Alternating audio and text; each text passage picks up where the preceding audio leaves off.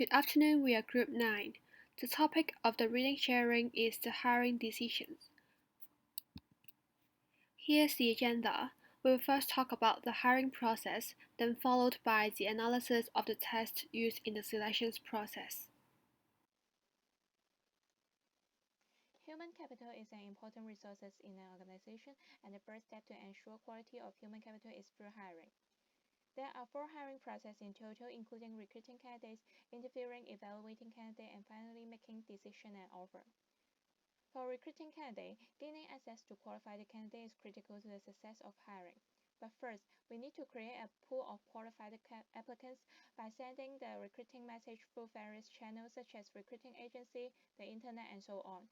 Utilizing target and relevant channels can help ensure the high proportion of qualified candidates. After receiving resume from the selected channels, the screening of resume is necessary to find the best choice among a large pool of applicants. Here, a two-pass process can be used. In the first pass, eliminate the resume who do not meet the basic requirements of the job. In the second pass, look for resume through various aspects such as signs of achievement and results. It can develop a list of the strongest candidates for the following process. For interviews, it helps to provide both the interviewer and the candidate with an opportunity to obtain the information they need to make the best possible decision. There are 3 stages of interview, including telephone screening, initial in-person, and second interview. Decision on the stages of interview used should be based on several criteria such as the number of applicants and the importance of the position. Indeed, there are 2 types of interview, structured and unstructured interview. Both of them have their pros and cons. However, it's probably a good idea to combine them, which is being flexible in line of inquiry while being sure that all interviewees respond to a core set of questions. This can ensure a fair and objective interview with sufficient information, which increases the comparability. To conduct a proper and successful interview, it is important to prepare several questions in advance so as to ensure that all information needed can be received during the interview. For the opening, this should take about 10% of the interview time. The goal of this phase is to make the candidate feel comfortable to open up and establish a relationship with them. For the body, 80% of the time should be used, assessing different aspects of candidate through various types of questions and therefore matching them with the job description. In this phase, maintaining control of the interview is very important. Ask most of the questions and do most of the listening, in which listening should be account for 80% of the time. Remember, the goal of this phase is to maximize the information gathered to evaluate the candidate. For the closing, 10% of interview time should be used to wrap things up. Also, it is good time to promote your organization and have a good impression for the candidate. It is important to ensure that a systematic and disciplined interview is conducted so as to reduce mishires and hiring failure. The third stage of the hiring process is to evaluate the candidates. Once the interviewer has finished meeting all the candidates, they must conduct an objective evaluation. A decision-making matrix is helpful to compare the candidates to one another by completing the form after the interview for each candidate as well as for each position. Then enter the score for each key areas. Summing up all the total scores and review the notes for the interviews can help to reduce the chance of making a non-objective evaluations. There are some evaluation mistakes often taken by the interviewers. For example, they tend to be influenced during the assessment with the personal bias, such as maturity and particular experience. They may also only focus on 1 or 2 key strengths and overlook the absence of others, as well as to make the assumptions that some graduates for certain institutions are better qualified. As a result, reference check can help to eliminate the mistakes before making offers by verifying what the applicant has told about their job's experience.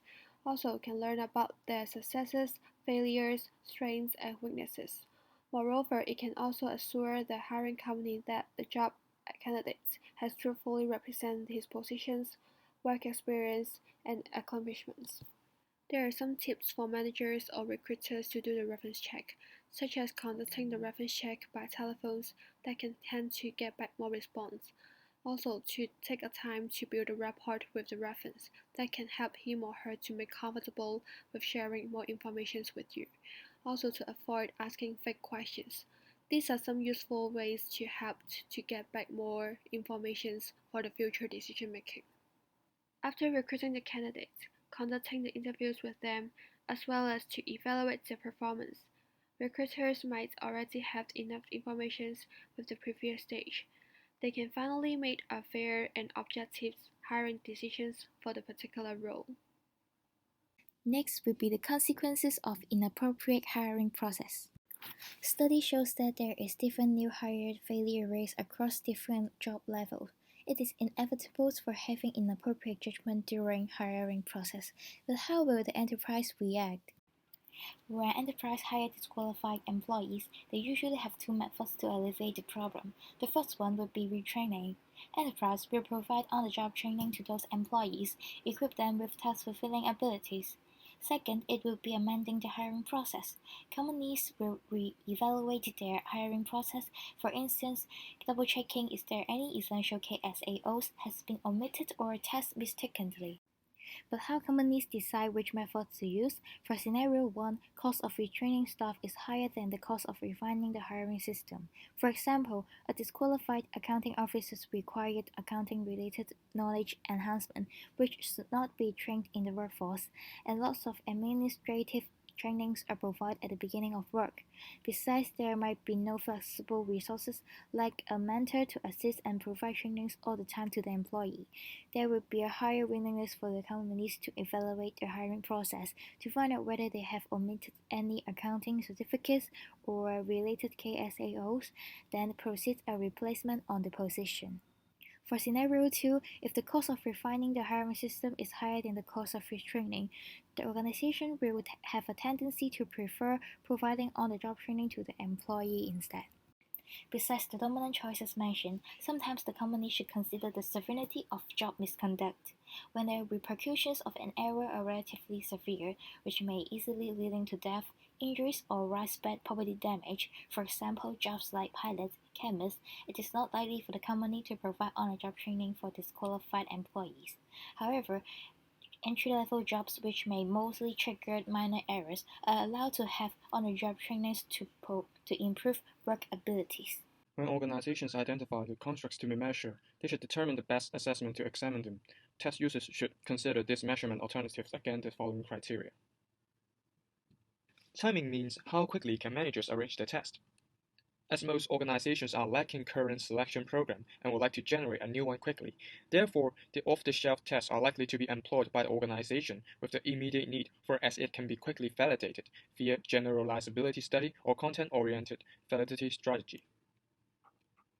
For the group differences, all organizations desire workforce diversity, and they hope to avoid eliminating members from protected groups to avoid the potential legal issues. Therefore, these organizations concern on group differences in test scores. Organizations usually determine group differences or adverse impact using the parameter with regards to the uniform guidelines or simply compare to group selection rates using the statistical method. Considering the alternative of selection procedure, another standard to measure the contract is to consider alternative selection process. In this stage, organizations will compare various measures, combinations of measures, methods of making selection decisions to assess which methods achieve greatest validities with least group differences, and they will go through the following process. It is worth mentioning that although these tests may have comparable validity coefficients and adverse impact data, there are no common grounds to determine how much of one test exceeds the other. Therefore, users of the test should make their own judgment to choose the best one depends on their organizational goals and needs. Test. Plus, previous lawsuit could also inform the test users about potential legal ramifications of selecting the test to use. Apart from the criteria mentioned above, the test users may also look for the administrative concerns, and here's the criteria. For administrative personnel, test users should consider whether the personnel required to administer and core the tests are cost-effective. Appropriate facilities are also essential for upholding assessments. Therefore, test users should consider the initial cost of equipment and the mobility of assessment facilities. For the unprompted internet testing, it is inappropriate for high-stake tests because of the opportunity of cheating in which would generate invalid test results. Moreover, the uncertainty on testing environment, the discrepancies in speed and quality of computers and internet access may also affect the validity and the reliability of the internet test results. For time requirements, as time spent on tests has the cost associated with the test users and the facility use, test users therefore should control the time strictly. For examples, a MGT test is a psychological test presented to test takers with hypothetical situations and is a good indicator to preview their work, but it requires a long duration in administration. With references to the reasons stated above, employers embrace testing. In this part, we will discuss about what constructs should be measured in the selection system. Should the selection process include a single measure of cognitive abilities, personality factors, or physical abilities, or measure of more than one of these constructs? There are many legal and professional guidelines, and many it clear that tests measuring only the important KSAOs that are needed at the entry of job should be constructed. For example, if math and reading are important KSAO for completing tasks on a job, the job incumbents are required to have these KSAO when they begin work.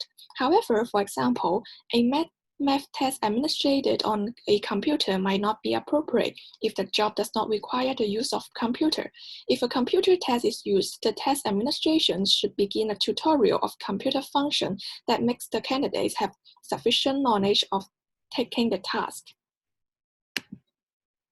Some important constructs are difficult to measure accurately. For example, highly predictive measure of an individual integrity and also organizational constraints such as if the employer can only administer computer-based tests over the internet, a direct measure of oral communication skill or physical ability will not be possible. There are different opinions from different parties about the number of KSAOs to be measured. From the SIOP principle, it stated that the measurement of all the important KSAO is not necessary because the job analysis is more important, while some suggest that using a guide of measuring KSAO that link to at least 50% of tasks. We've referred from the practitioners in the US since the cost opinion have varied, so there is little guideline can be gleaned. For the organizational practice, organizations have different views on the number of KSAO to measure. For example, the organizations that are focused on the cost effectiveness of their selection process attempt to control the cost of test development and ensuring each measure adds substantially to the overall validity. In contrast, the organization focused on legal defensibility have different idea. At last, organizations should balance their need to find out the best KSAOs they needed to measure for job increments. Deciding the test format or other related factors, potential reactions from organizations and applicants should be considered. For the organization, the first one would be preferring hard work and low proportions of coaching. They think that employees should have their room of improvement themselves, allowing high flexibility on them. Companies emphasize on developable skills and abilities, so personality tests and judgment based on biodata is not highly acceptable. Instead, they prefer skills and achievement tests. For the applicants, they value the relationship between test and the job contents. If they perceive any unfairness or unpleasant situations, candidates may withdraw from the selection process, spread negative reputations for the company, or even file lawsuits if the situation is serious. For example, any discrimination regards to religion or gender. I would like to talk about the validity of the test. Validity refers to how well a test measures what it comes to measure, and it is a key factor in the selection of a test. There are different validation strategies. For example, a content-oriented validity strategy may be appropriate for a structured interview that assesses problem-solving ability. Another strategy is the validity generalization strategy. A transportability study is an example. It is a study conducted to justify the use of a selection procedure based on the validity results of another study. Another example is reliance on the results of meta-analysis of validity studies. It involves instruments, criteria, and jobs. And some organizations will use a synthetic or job component validity approach, in which validity inferences are based on the relationship between scores on a test and performance on a component of the job. Then I would like to mention the factor affecting the choice of strategies. The first one is organizational size. For example, organizations with a small population are not likely to have sample large enough to meet the necessary statistical assumption in a study using a criterion-oriented strategy. The second factor is about new jobs. Organizations with new jobs may not be possible to obtain local subject matter expert input, so concurrent criterion study is impossible to be conducted. The third factor is about presence or absence of an internal IO, psychologist, or other testing professionals, which means an organization without qualified personnel may be overwhelmed developing tests, so it would pose limits to its consideration of tests. And the final factor is about the consequence of the participation of employees. For the cost of test development, time cost is one of the considerations, which means employee participation in job analysis and time. It is time consuming for retrieving archival performance data. Another consideration is about the cost of equipment and supplies. Like special facility for the validity study must be arranged and paid for. Thirdly, the internal or external consultants who guide the validation efforts add to the cost of developing and validating a selection program. Therefore, the source of the budget is an important factor for test development.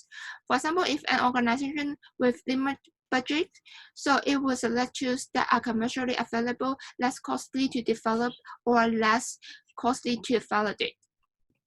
There are some factors that need to be considered in using the test score. Firstly, the test score user should consider how test score should be calculated. For example, when there are different questions in the test score of each question should not be the same. Another factor to consider is the form of presenting the test score, like presenting the score in raw score or percentage score. Also, it's important to consider the type of test to be conducted. For example, a packaging manufacturer should be tested with the speed of packaging instead of the power of solving problems. Finally, the test user should consider the purpose of different test scores.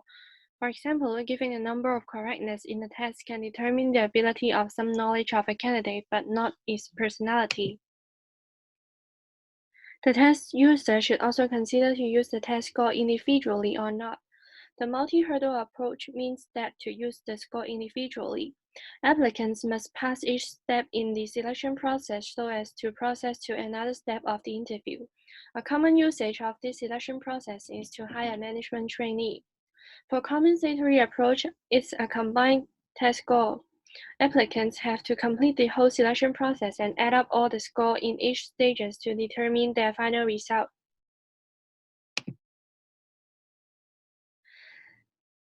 The test user should also consider how do they want to hire a candidate with their test score.